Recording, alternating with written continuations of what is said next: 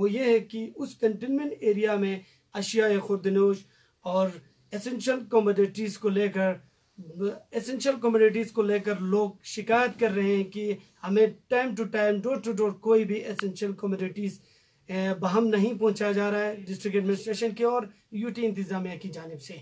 लिहाजा जिस तरह से हमें मालूम है कि आज से 2 या 3 दिन पहले वहाँ के जो पब्लिक रिप्रेजेंटेटिव है, चाहे बीडीसी हो, पंचायत हो, नंबरदार हो, सब गुहार लगा रहे हैं कि चुशोद एरिया में एसेंशियल कमोडिटीज़ को लेकर काफ़ी कुछ परेशानी पब्लिक को देखने को मिल रहे हैं और जूझ रहे हैं। ऐसे में अगर हम बात करें, डायरेक्ट हम सीधा रुख करेंगे चुशोद एरिया कंटेनमेंट एरिया में, जहां हमारे साथ फोन लाइन पे मौजूद है बीडीसी सायरा बानू जी। आपके ग्रेटर लद्दाख में बहुत बहुत खुश आमदीद करता हूं। सबसे पहले मेरा यही आपसे डायरेक्ट सवाल है, जिस तरह से आपने एक दिन पहले लेटर पैड पे लिखा था यूटी इंतज़ामिया को कि चुशोद कंटेनमेंट एरिया में आवाम को बहुत सारे मसाइल और मुश्किलात से आवाम जूझ रहे हैं और यूटी इंतज़ामिया इसकी जानिब से कोई नज़र नहीं दौड़ा रही है, कोई हमारे आवाज़ को सुनने को तैयार नहीं है, तो क्या कुछ कहेंगे सायरा जी आप? थैंक यू अली साहब कि आपने मुझे मौका दिया, क्योंकि ये इस वक्त में इसका बहुत जरूरत था, क्योंकि कोई मीडिया हमें कवरेज नहीं दे रहा है यहाँ ले से। जी जी, आपका मैं बहुत धन्यवाद देना चाहूंगी कि आप लोगों ने हमारे ग्रीवेंसेस को कवरेज किया।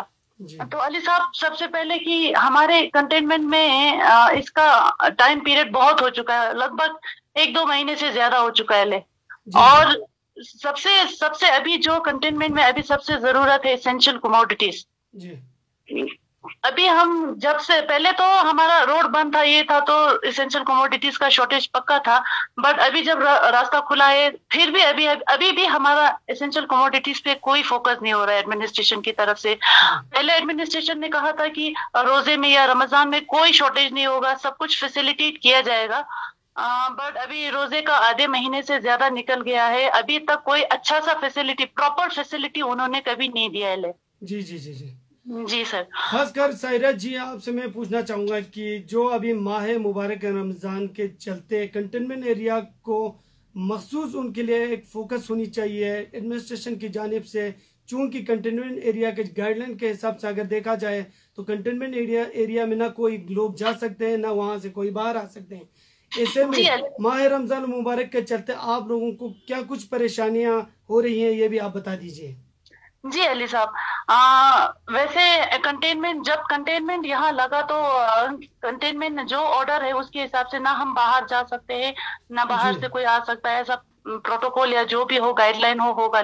बट उन्होंने प्रॉमिस किया था। अब कोविड-19 के इसमें सबसे पहले फोकस एडमिनिस्ट्रेशन का कंटेनमेंट एरिया में होना चाहिए था।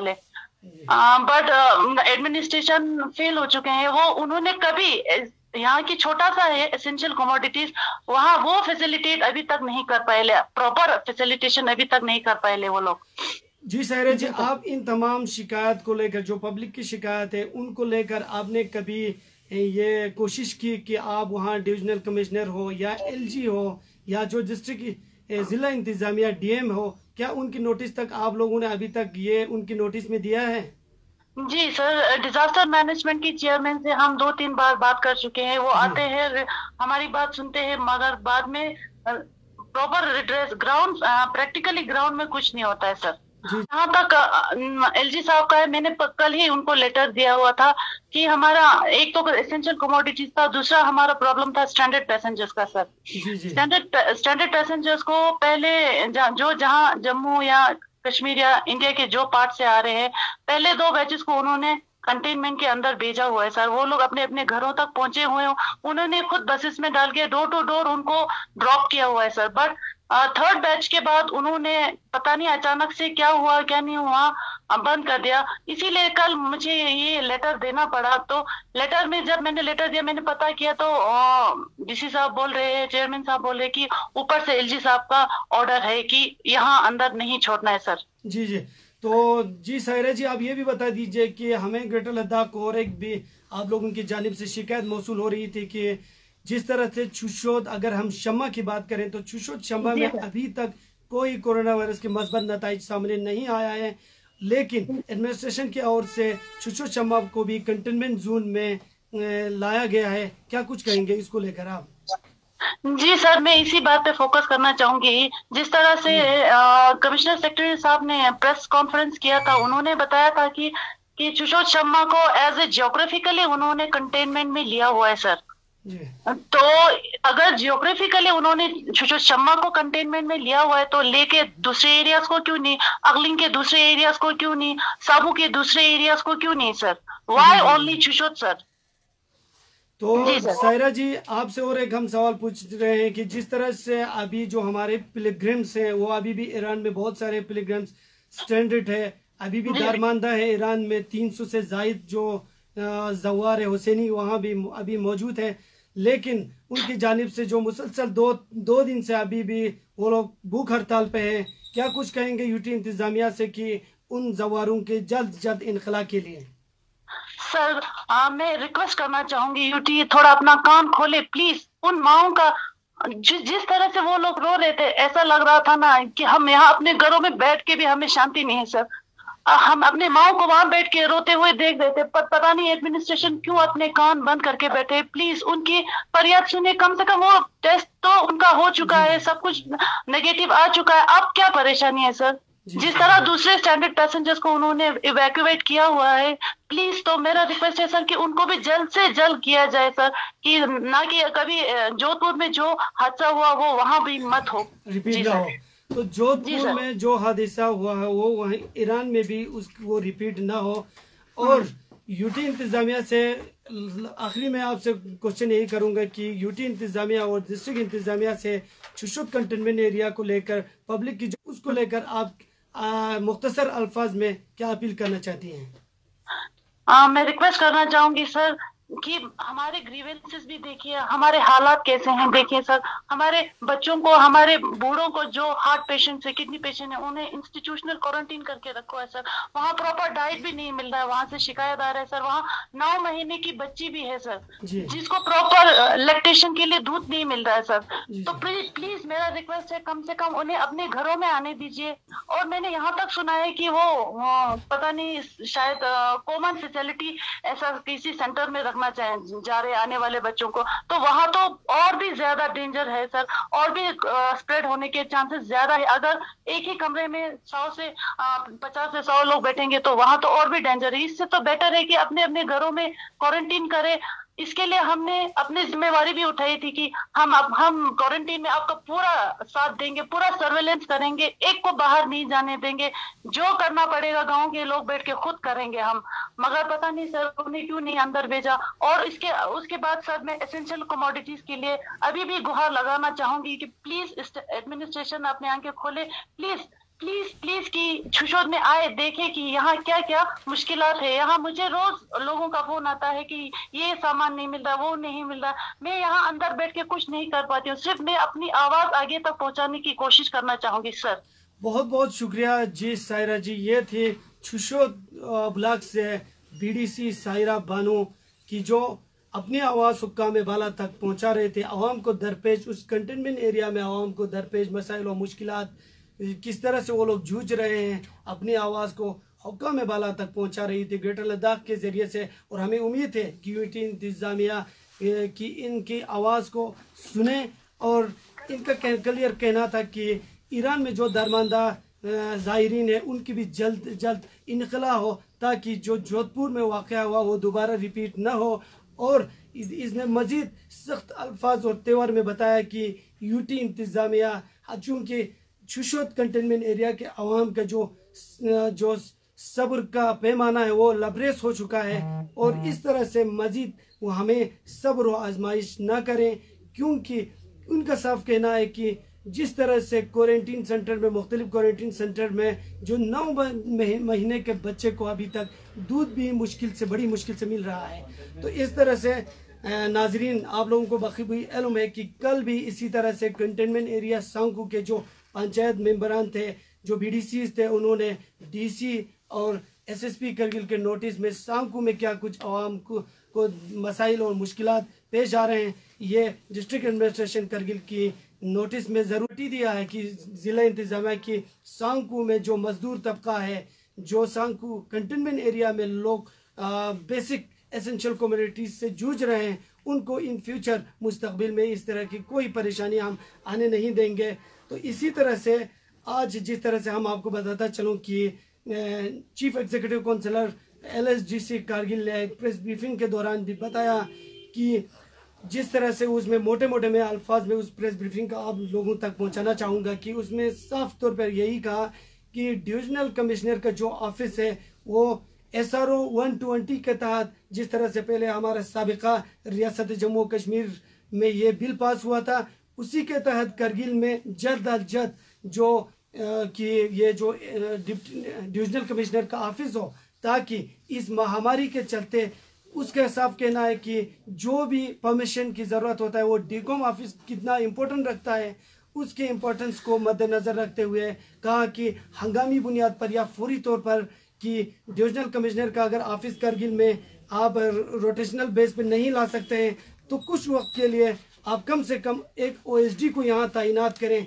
ताकि यहाँ के जो करगिल के जो मसाइल और मुश्किलात हैं वो आप ड्यूकम के नोटिस में दिया जा सके। और इसी तरह से मजीद चीफ एग्जीक्यूटिव काउंसिलर ने कहा कि करगिल के जो टैक्सी ड्राइवरान हैं, जिन जो मुद्दत से गुहार लगा रहे कि उनकी जो टैक्सियाँ हैं, गाड़ियाँ हैं, वो श्रीनगर में फंसी हुए, जम्मू में फंसी हुए, उनके ड्राइवर्स करगिल में है, लिहाजा ये ज़िला इंतज़ामिया की लिहाजा चीफ एग्जीक्यूटिव काउंसिलर ने साफ तौर पर बताया कि जो लेह से 40 तकरीबन ड्राइवर्स को परमिशन दिया जा रहा है, लेकिन करगिल के साथ ये सुलमा के सलूक क्यों हो रहा है, इसलिए हम 2 दिन का आपको वक्फा देते हैं। उन्होंने खुले अल्फाज में ये धमकी आमेज अल्फाज में कहा कि अगर 2 दिन के अंदर अंदर कि यूटी इंतज़ामिया और लद्दाख यूटी इंतज़ामिया इस बात पर गौर नहीं करेंगे, करगिल के भी ड्राइवर्स यहाँ से जाएं और अपनी गाड़ियों को लेकर, पैसेंजर्स को लेकर यहाँ आए, ताकि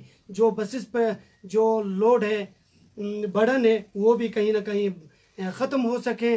और मज़ीद उनका यही कहना है कि जो बाहर स्टूडेंट्स है हम उनको जल्द अज जल्द इनखला करा रहे हैं, काफ़ी तेज़ी के साथ हम इनखला करा रहे हैं, लेकिन थोड़ी बहुत आगे पीछे ये हो रहा है चूँकि हमें जम्मू में या सोनमर्ग में उनके रहने के लिए माकूल इंतज़ामात और ज़्यादा से ज़्यादा इंतज़ामात न होने की वजह से थोड़ा बहुत उसमें आगे पीछे हो रहे हैं। लिहाजा ये आप लोगों से इस्तिदा है कि आप थोड़ा सब्र करें और हम भी किसी को भी, एक बंदे को भी हम कहीं नहीं रखेंगे, सब लाने की कोशिश करेंगे। इस वक्त हमारे साथ फ़ोनों पर मौजूद है छुशोत एरिया से एक और बंदा गुलाम मोहम्मद चो, जो कि छुशोत एरिया BDC के बाद ये भी क्या कुछ छुशोत एरिया में आवाम को दरपेश मसाइल और मुश्किलात हैं, ये भी उन्हीं की ज़बानी हम सुनना चाहेंगे। मैं माफ़ी लेना चाहूँगा आप लोगों से कि पहले कुछ टेक्निकल फॉल्ट की वजह से हम उनसे राबिता नहीं कर सका। जिनाब अस्सलाम जी। गुलाम मोहम्मद चो साहब, आप ये बताइए कि जिस तरह से ग्रेटर लद्दाख को मौसूल हो रही है मुसलसल छुशोत कंटेनमेंट एरिया से, जो कि वहाँ पे क्या कुछ आवाम को परेशानी है, अशिया खुर्दनोश को लेकर क्या कुछ परेशानी है, ये आप हमें बता दीजिए। आप सबसे पहले मैं आपको ये बता दूंगा, शायद आपको मालूम है कि ये हमारा छुशोत जो है वो पूरा डिस्ट्रिक्ट लद्दाख बल्कि रीजन में सबसे बड़ा गांव है। ये 3 मौजे पर मुश्तमिल है, छुशोत गोमा, छुशोत शामा और छुशोत योगमा। छुशोत गोमा में सबसे पहले ये कंटेनमेंट जोन में आया था और 2 महीने के बाद अल्लाह की मेहरबानी से हमारे यहाँ से जितने भी वो कोविड-19 पेशेंट थे सब सेहत याब हो गया। अभी हम कंटेनमेंट जोन से बाहर निकला है। अब रहा छुशोत शामा सेंटर में और उसके बाद छुशोत योगमा से परसों आपने सुना होगा वहाँ से कोविड-19 के पेशेंट वहाँ से पॉजिटिव निकला, तो छुशोत योगमा को भी कंटेनमेंट जोन में ले लिया है। अब बीच में जो छुशोत शामा रहता है वहाँ भी इन्होंने कंटेनमेंट यूटी लद्दाख में कंटेनमेंट उसमें लाया है। इसका तो कोई वजह नहीं बनता है, क्योंकि पूरे मौजे से कोई एक भी सिंगल ये पॉजिटिव वो केस नहीं निकला है, तो हमें मालूम नहीं हो रहा है ये क्यों उसके साथ शामिल किया है, जबकि मौजा ये बिल्कुल अलग थलग है।